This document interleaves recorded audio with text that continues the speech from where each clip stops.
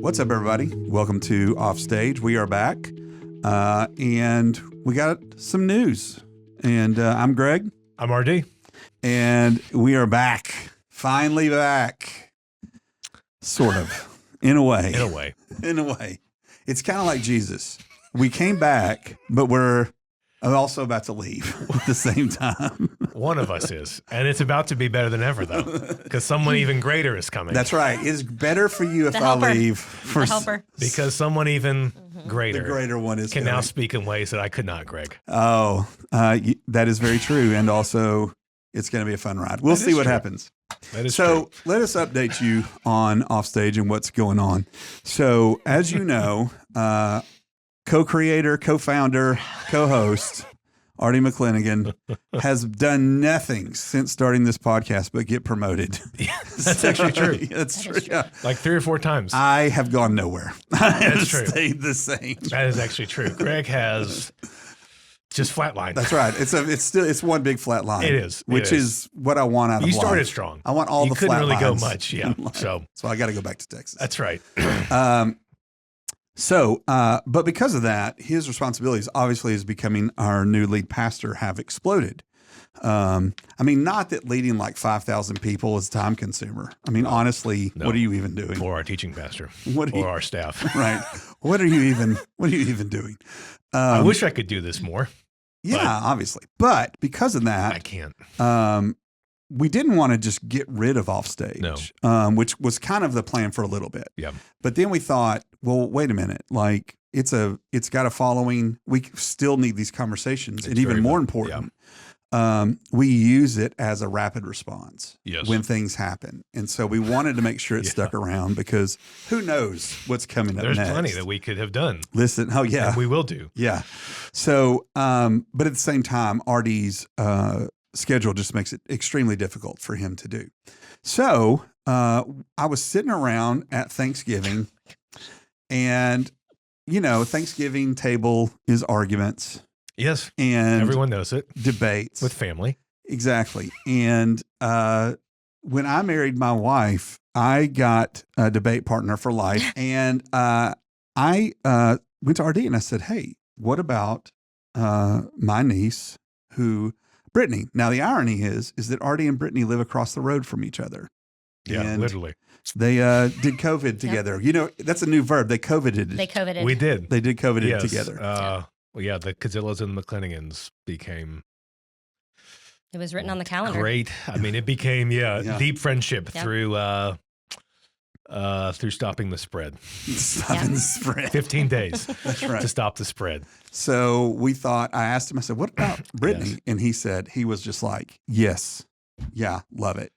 Yes. And so then I approached Brittany and said, hey, you want to co-host, become the third co-host, the try on the tricycle of Offstage? Because also, RD and I talked about he is going to come back and do a few episodes every semester. Yes. So it's not goodbye RD. We'll see when there's trouble.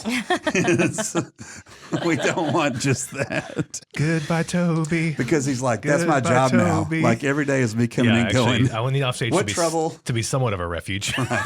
What trouble am I dealing with today? Yeah. So let's welcome our newest co-host on Offstage, Brittany Cudzilo. Thank you. Hello, Brittany. Here I am. Here she is.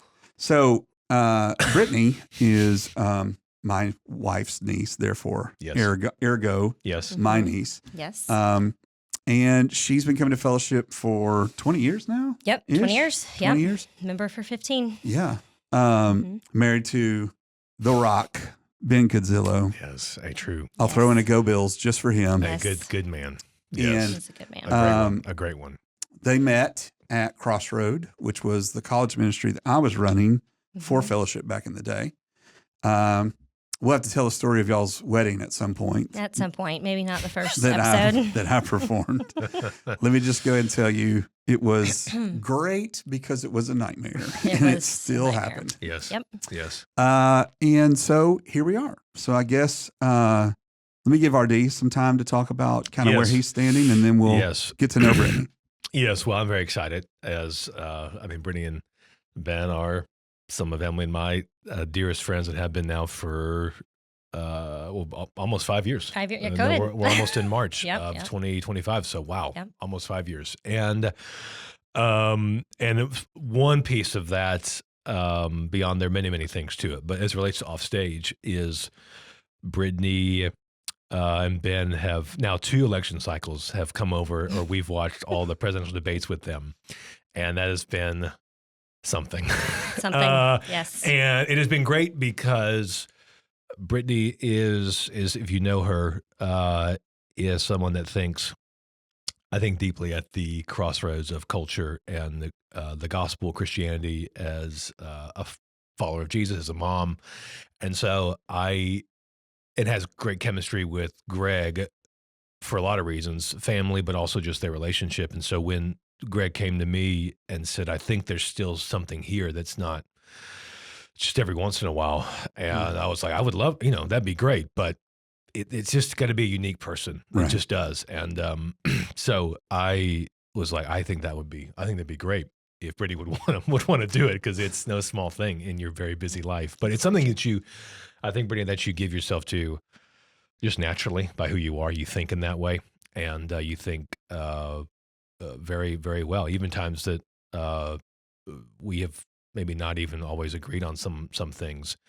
It's just always great to have someone, like I think a lot of people at Fellowship do, that they want to think well about things, right, and they want to dialogue about it. They want to engage it. And I think you do that well, have core convictions, but also love conversation with people and are very open in that. And that's a great way with the hope for the podcast from the very beginning was Greg and I sharing our thoughts around ideas, but then following up with people that bring their opinions or thoughts to it. And I think you model that well. And so I told Greg, I've loved Offstage. It's been one of my highlights from many moons ago when I was lowly young adult pastor. I thought that job was hard. And it was at the time, because it's all, it's like in life, it's all you know. It's all you know. That's until you know more. And I just told Greg. And now he wants to go back. Yeah, that's right.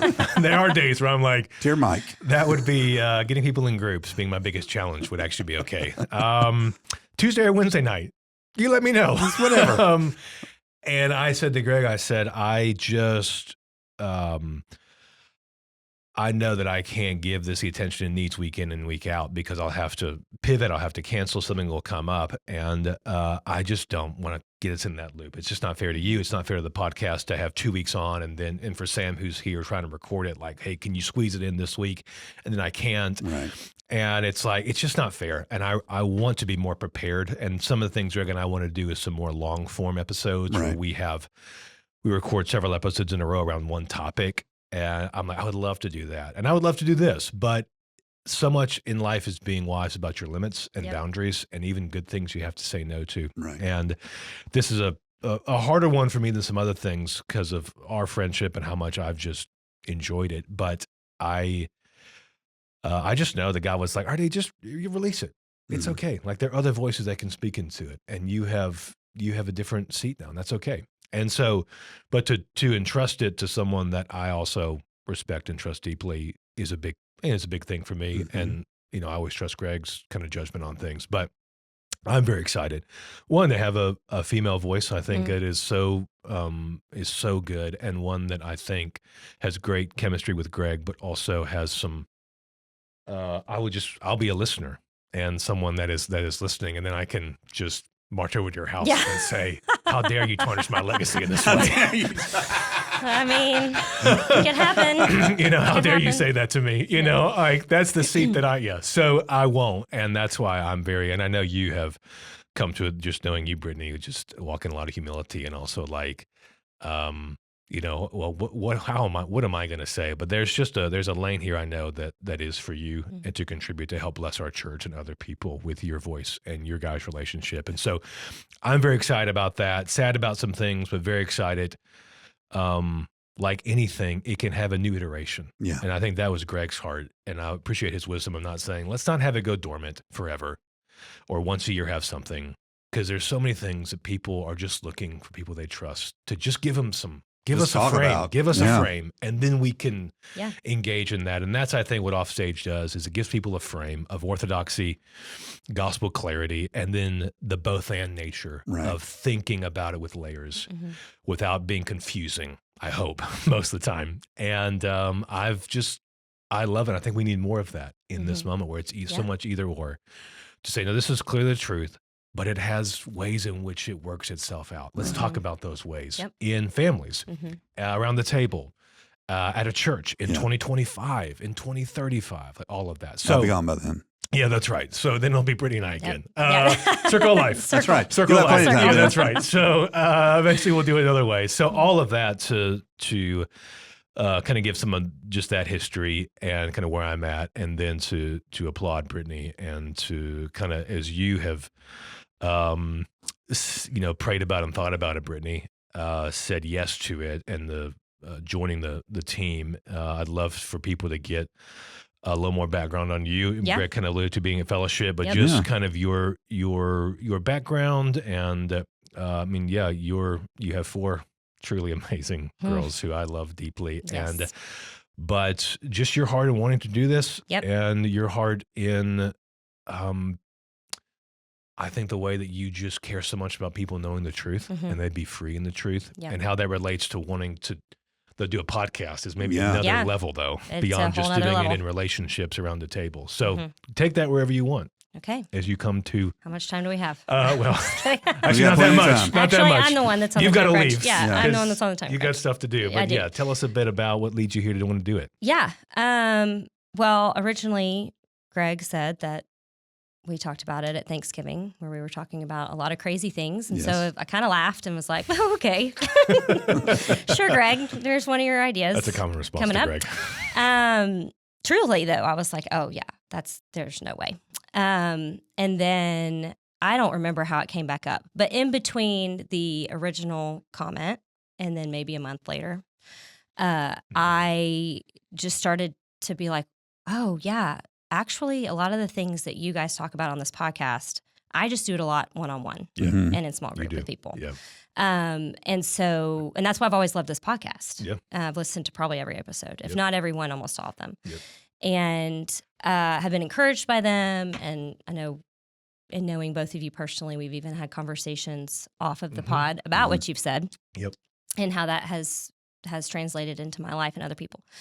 So I just was like, wow, it's kind of opposite what Offstage is in terms of I'm not on stage. I'm not a seminary trained person. I'm not a pastor, and I'm not on staff at church. But my passion aligns with what you guys do. Right. And I find myself even in a conversation that I thought was going to be about tennis ends up being about It does. Christ, and I'm like, well, there it went again. Yeah. Because I'm really passionate about taking what I believe to be true and building my life on that, and everything should intersect that. Yeah. And so I would say that initially my scoff and my laugh was really out of more of a place of fear than it was not wanting to do this. It was more like, wow, that's really vulnerable to get on and talk to all these people about things that if I'm in a one-on-one conversation, I can go back and say, hey, I thought more about what you said, and I want to add to that. Or that wasn't right of me to say that. That Right. was about me. And this is a whole different ballgame. So have grace with me as I learn this. The offstage crowd is great. Yes. They only hate me. So see, you're totally fine. You're I haven't said anything yet, though. So I'm excited about it. I'm leaving here to go do a 3rd grade homeschool co-op party. So I'm literally in the trenches. You're with the people. And You're with the people. I'm not at the church very much except for Sunday mornings or this or, yeah, but small you do groups, lead a but life group, or we did. you We you don't did, do that okay. right at this moment. Well, we got to because change life this whole is- thing now. I know, sorry. Woo. But you have. I have you've led been in all- it. You've been led it for years. Though, different types of things. Yes, I've you been know? kind of all over the place at Yeah. fellowship, and Yeah. this is just my new space. It's Yeah. just very in front of everyone. Yeah. in a Yes. way that I'm not used to. So So tell us a little about you're from Knoxville and then moved away from Knoxville. Yep. Just a little history. Just a little here and there. Little history. Okay. Yes. Yes, I'm from Knoxville. I grew up mostly here. I lived in Texas a couple years. Yep. Where was that? Austin, Hook 'em. Texas. Hey. Oh, wow. Yeah, the other Wow. UT is there. Yes, the two UT college towns. I was only there between fourth and sixth grade, and then I went away to college for a couple of years to Murfreesboro, Tennessee. So mostly here, though. Of my 38 years, about 32 of them have been here. Yeah. And got married 15 years ago after meeting Ben here at Fellowship. Yep. And we have 4 girls. They're 3 to 11. I homeschool 2.5 days a week. Right. I am a rare disease advocate. I'm sure that will come up a lot on this podcast. Yes. 2 of her daughters have galactosemia. Yes. But we'll talk about more. Yeah, of that later. we'll probably get into that more. So every day looks very, very different. And yeah, I'm kind of all over the place. So. Yeah. So this was a you're a surprising mom. yes. You're a mom. yeah. Yes. Yeah. You are. Yeah. You are. So when you think about your Christian journey and you think about our listeners, Yeah. like where are places that you wish somebody you'd had an off stage to turn to? oh gosh, yeah, all the time. And that's why I've loved off stage, because even though I feel like a lot of things you guys have talked about, it's still good to hear that other people are there doing it, the work too. Oh gosh, yeah. I mean, college for a lot of people, I have a very similar story of having to figure out how do I actually have a personal relationship with Jesus where people aren't just telling me who he is, but actually I know who he is, and learning how to study the Bible. And, you guys have done several episodes on studying certain parts of the Bible and how you do that and how you should be looking at it. And that would have been a great resource for me then. Yeah. And then as, the last 10 to 12 years, having children and having a lot of things that have happened in those times of what I felt like have been wounding and battering, there are so many things that have come up where it's like, I want to know how to do this well with people. Yeah. How to enter this moment with the nurses and the doctors and the other people who had this diagnosis, or, in the weeping and the grieving, like how does what I know to be true actually translate into my life? Right. Like, what does my everyday life look like if this is true? Yeah. And y'all have done a lot of episodes on that, and there's always more to talk about. Always. It's a and- never-ending seascape. Yeah, and that's another way that this is vulnerable, is, sharing that on a larger scale. But my hope is that as we share, that what I have walked through and what I have learned will bring hope to other people. Right. And you all, as you listen, I hope you'll bring your stories to me, so that this is also a time for me to have spiritual formation also. Yeah. So, Well, that's great. it's a journey for sure. It's going to be awesome. My wife, Jennifer, when I kind of went, hey, I got a crazy idea. What do you think about this? Her first thing, she goes, it's going to be great because she's not scared of you. And well, that I is said, true. Well, yeah. I don't want anybody scared of me. That's I don't know. I don't know, Greg. Well, I want appropriate fear. Okay, appropriate fear. I want Okay. people to fear how much they love me. Yes, Oh, I want people to Michael be so Scott. afraid about it. Yeah. Get that mug. I need to get that for you, Greg. Yeah, but Brittany and I started arguing in 1998. Yeah, it's pretty early on. It's pretty like early on. immediate, actually, I think. It was almost, she opened the door because Who are you? Yes, passion. Jim was Passion. living with her sister, Lynn, who is Brittany's mom. And I came to visit, and Lynn opened the door. She was like, well, hello. And I was like, hi. And then Brittany popped around the corner and was like, who is he? That's not like any of your kids. Brittany has 4 girls, and RD has 3 girls, and they are the They do. Magnificent 7. They are. Yeah. They They are are. BFFs. One day are. they Yes. are going to ride into a town and kill all the bandits. They are. in It the can towns. be a lot, though. It can be. But yeah, Yes. There are a lot of opinions. Oh, I There bet. are. in increasingly Seven Oaks. so. Increasingly so, yes. Increasingly so as they're getting older and experiencing more things. And And becoming more so personalities. offstage could become even more unhinged. We should have them yeah. on. As Brittany comes in, we should Yeah. have them. That We would should be. just have all the Let's do girls. it. and Jack and Luke at some point. I'm not giving Jack a mic. I don't know.